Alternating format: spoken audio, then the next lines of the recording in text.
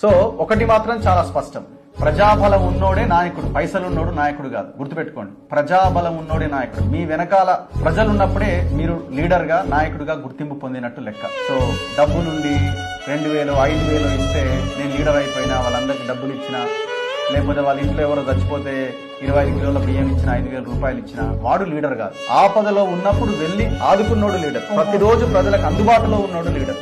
ప్రజలు ఎక్కువగా ఏమీ ఎక్స్పెక్ట్ చేయరండి. దయచేసి ఇది ప్రతి ఒక్క లీడర్ గుర్తుంచుకోవాలి. ప్రజలు జస్ట్ మా లీడర్ మాకు అందుబాటులో ఉన్నాడా లేదా, మేము గెలిపించిన నాయకుడు మాకు అందుబాటులో ఉన్నాడా లేదా అన్నది మాత్రమే చూస్తారు ఎక్కువగా. చిన్న చిన్నవి, నా ఇంటికి పెన్షన్ రావాలి, వచ్చిందా, అప్లై చేసుకోవాలి, సర్పంచ్ ఉన్నాడా, నా ఎమ్మెల్యే ఉన్నాడా, నా ఇంటి ముందు ఇది బాలేదు, ఆ పని కోసం ఎమ్మెల్యే దగ్గరికి, సర్పంచ్ దగ్గరికి పోవాలి.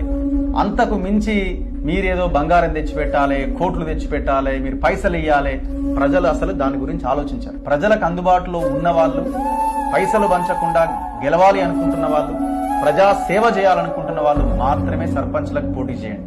ప్రజలు కూడా ఆలోచించాల్సింది, అట్లాంటి నాయకులను ఎన్నుకునే ప్రయత్నం చేయండి. ప్రతిరోజు మీకు కనబడాలి.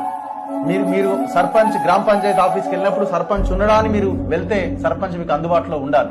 సో ఇది మనం ఈ గ్రామాలని మనం బాగు చేసుకున్నప్పుడే రాష్ట్రం బాగుంటది, దేశం బాగుంటది. ఏ మాత్రం మనం ఇక్కడ తప్పటడుగు వేసినా నీ గ్రామమే బాగాలేనప్పుడు నీ రాష్ట్రం ఎట్లా బాగుంటుంది, నీ దేశం ఎట్లా బాగుంటుంది. దయచేసి ప్రజలారా ఆలోచించండి. ఈ అవేర్నెస్, ఈ క్యాంపెయిన్ మనం ఇంకా బలంగా ముందుకు తీసుకెళ్లాలి.